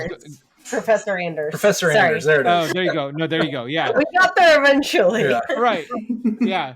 So, Sarah, having such a backstory with Critical Role and now being halfway through the season of this, like, what's your level of excitement for the rest of the season? Like, I just need to answer it for the podcast. I can guess what it is, but but there are some times where they do these series on these sort of treasured properties that you love so much, and they sometimes fall a little short of what it could be, like Cowboy Bebop did, right?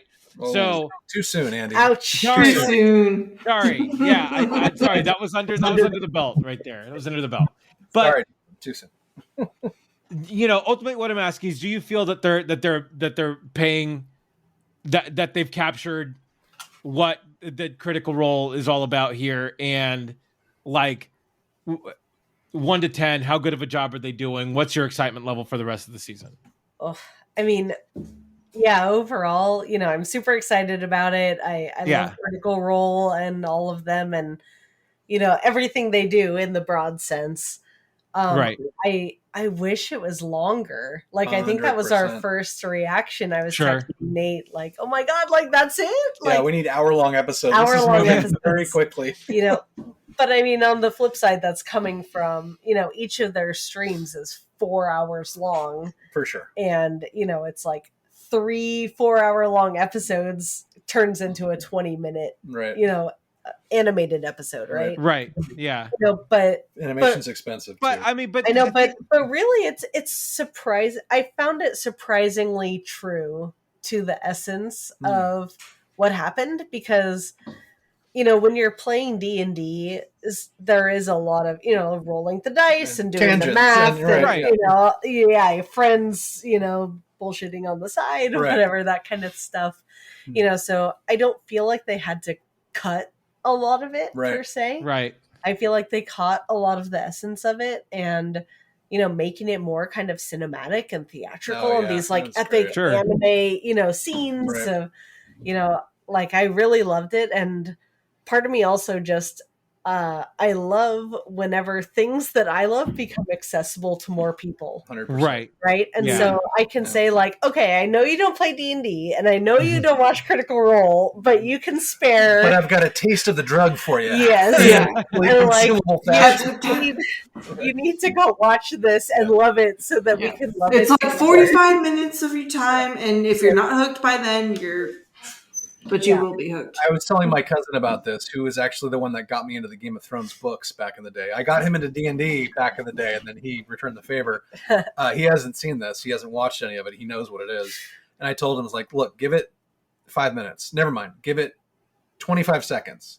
And if you're not sold, then I owe you a bottle of something, because there's no way that you don't get hooked on this, given the function, like the format, the way it functions, the fantasy series, like everything. It's adult D&D animated amazingness. Like, God. And so they feel like if you're an adult and into fantasy, there's no way you're not going to love this. Yeah, even if you're not into fantasy, it's a fun story. They're hilarious and drunk in the first episode. Like, give me a break. Right. Yeah. No, one of the friends that I've made in Salem is one of the guys who checks me out at Safeway on Saturdays, who is a huge D&D nerd, and he even wrote a journal, a D&D journal, which is a fiction that he just decided to get up and write, and it's nice. I mean, it's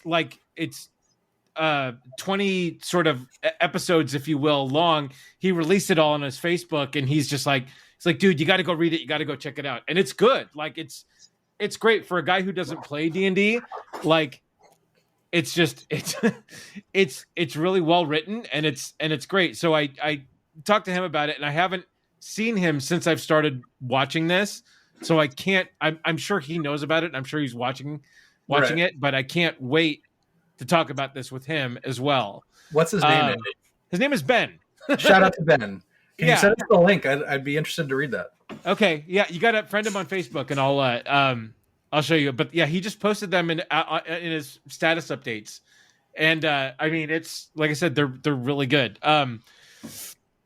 So no, I agree. Like I said, from someone who doesn't have any backstory into Critical Role or haven't played organized D&D, I love this. Like, I think it's great. I think it's totally compelling television, and I get, from your fact that you want more, but at the same time, you're essentially getting a movie trilogy right now. You're getting 6 hours of content, which I know, like the half an hour, you can get a little. No, I wish they were longer.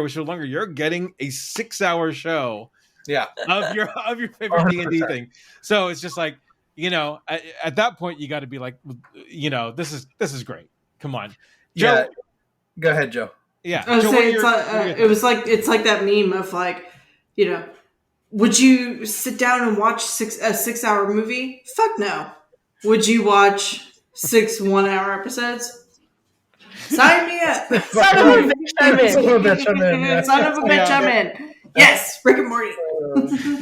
Whenever, and I know you've said this a couple times on the cast before, Joe, and I always say, well, yeah, and you're talking to the guy who sat through the extended editions of Lord of the Rings and Return of the King with my mother when I wouldn't. Mother.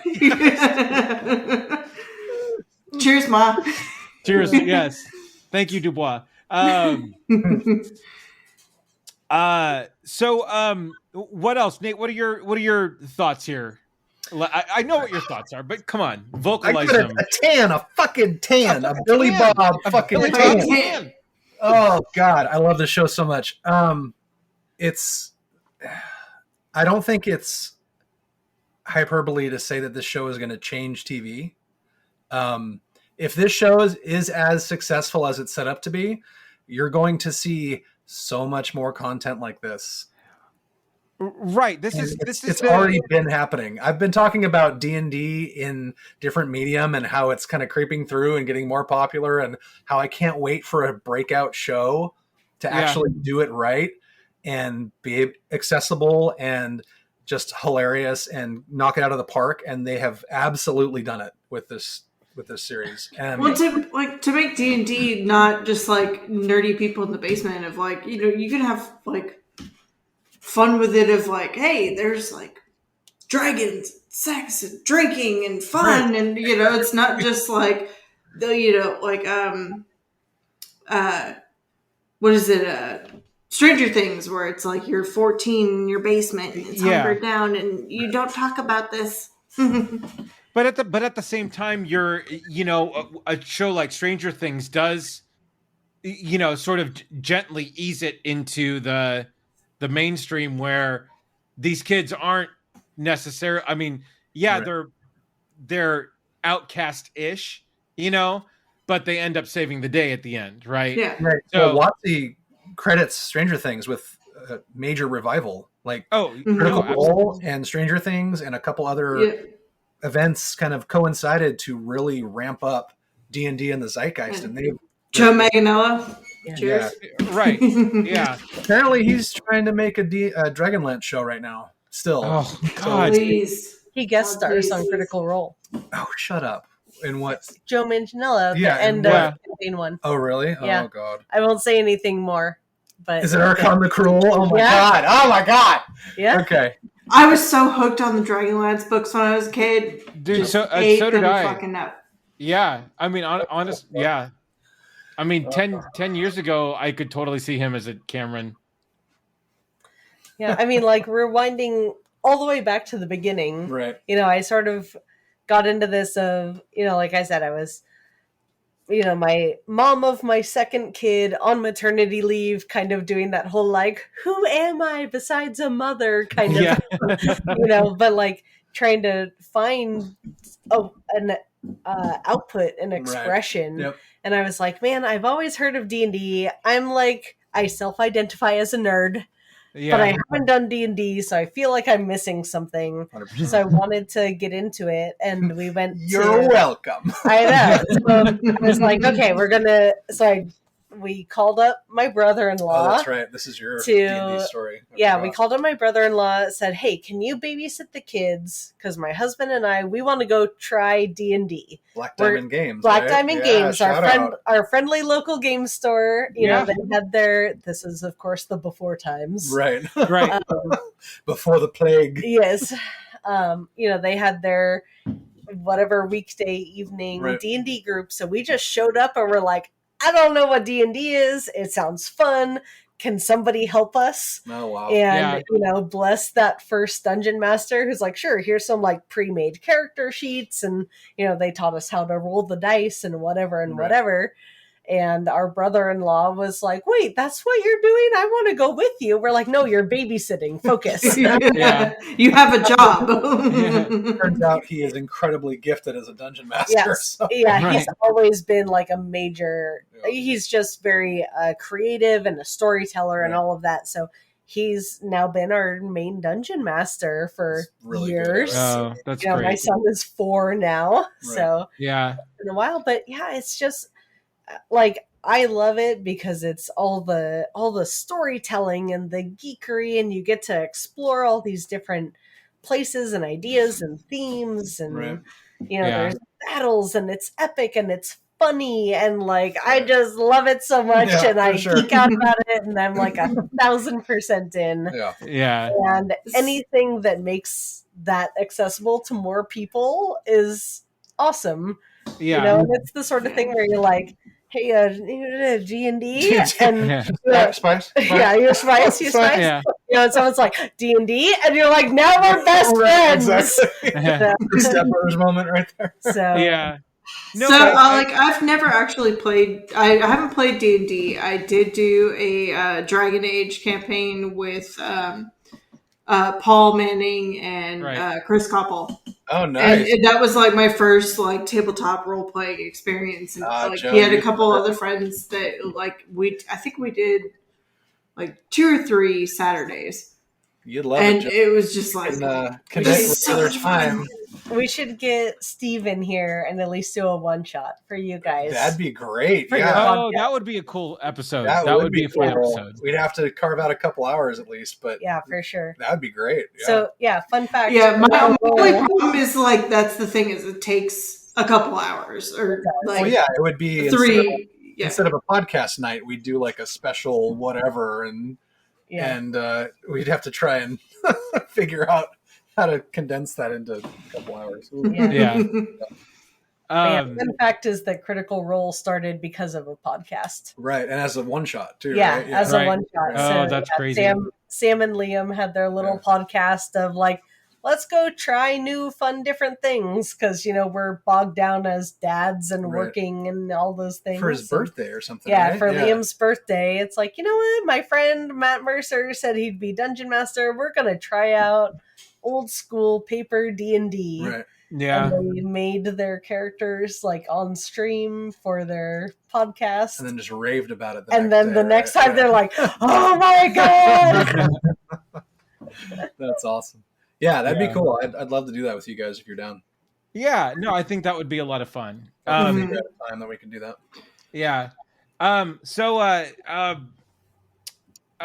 Nate, I know you mentioned the voice actors who past the main cast who contributed to this. Felicia Day has a small role in here. Roy McCann, the Hound from Game of Thrones, also has a small role. Duke. Yeah, he's the torturing Duke. Yeah. Right. Yeah. But obviously we mentioned David Tennant before, but it's basically a who's who of the voice acting community with Max Middleman, Tony Hale, Greg Griffin, Dominic Monaghan. Yeah, Dominic. Friends with all of the cast members. Like the voice actor community is a very tight knit thing in LA. Yeah. I don't know how much it's fact versus just sort of fun fiction, but they're like Right. Sam Riegel basically just texted all of his contact lists and cast. Right. All I the want to know how they voices. got David Tennant, because that's a big one. I mean, that's a big pull. Yeah, I mean, who knows? Maybe he's a big old D&D nerd on the back end. I mean, but he is the Doctor. I mean, come on. Well, but he's been doing voice work for years. He's voiced Scrooge McDuck for Disney for years. Oh no, for sure. I just meant I want to know. I want the details of how. Sure. No, he absolutely. the project, right? Yeah. Exactly. Yeah. Roped him in. Right. Yeah. Yeah, the Hound is the Duke. That's great. Oh no, so good. So I missed that one entirely. Yeah.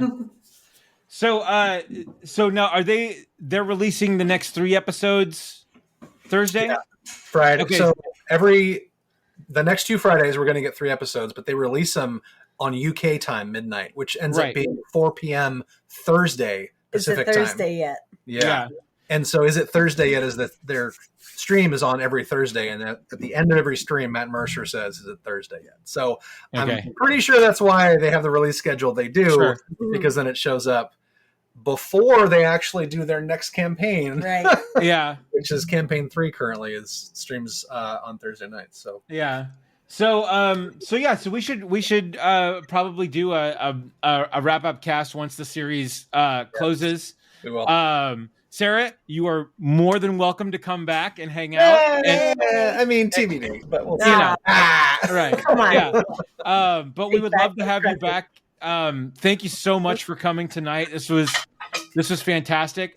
So our next cast is going to be February 22nd. Yeah. And we will be talking about the Book of Boba Fett. The Book of finale. Boba Fett. Finale happens this Wednesday, and the last time we talked, we've missed the best 2 episodes of the series, so we can. There's a lot to talk about. Yeah, the last 2 episodes went to Mandalorian season 2.5. Everyone knows if they've seen it. If you know, you know. Right. And yeah, we'll get into that in the next stream. But God, yeah. Oh my God. So tune in for that. But in the meantime, catch Vox Machina on Amazon Prime. You guys will not be upset. Final thoughts, everybody? Pull on my motherfucking beads. Well done, Joe. Yeah, I love it. I can't wait for more. Is it Thursday yet? Yeah. Right. Yeah. So let us know your thoughts on Vox Machina on our social. You can find us on Facebook at the Rum and Regret Podcast, Instagram at Rum and Regret, Twitter at rum_regret. Joe, where can they find you? At Joe Chickadee on the socials or at joechickadee.com. Nate, where can they find you? Sure. Avid Gamer, AV1D Gamer on the socials and your gaming platforms of choice. Yeah. Sarah, I understand you have an Etsy store? I do, yeah. So you can find me on social media and Etsy at Griffin Stitches. I do lots of sewing and crafty and all sorts of goodness. I've made dice trays for all of our D&D groups. Amazing masks as well. Yeah, masks and things. I mean, masks out of necessity. Right. But, Still, what cool. you gonna do? Right. So yeah, all sorts of geeky, handmade, sewn goodness and things like that. Awesome stuff. I can vouch. A very satisfied customer. Amazing stuff. Geeky handmade handicrafts. Yes, check it out, gentlemen. Again, Sarah, thank you so much for coming tonight. This was amazing. Thank you so much for the deep dive here. It was just so cool to have you on and to get that back knowledge of Critical Role. Until the next time, we have spoken.